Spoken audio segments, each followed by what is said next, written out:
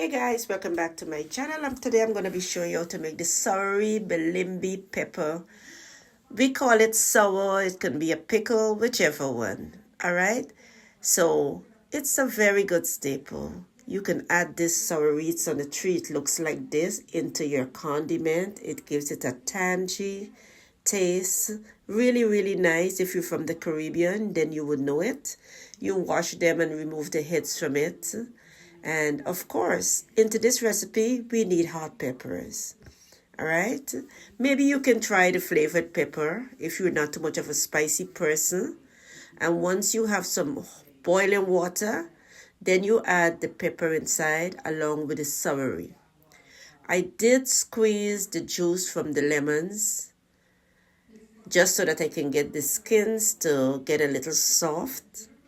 And then you add them into here and let it come to a boil for about 10 to 15 minutes.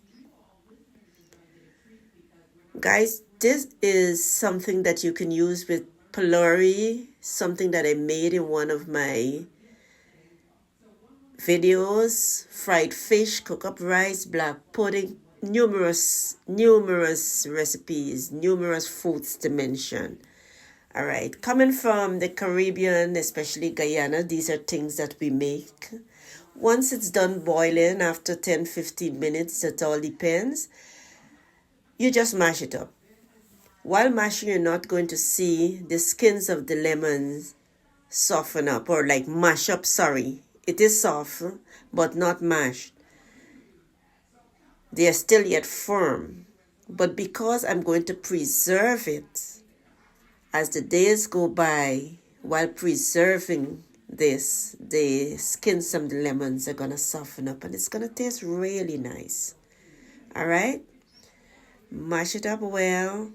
And with this Bilimbi, it's a stain remover.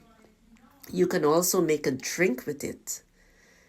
You know, you can make achar with it. So, yeah.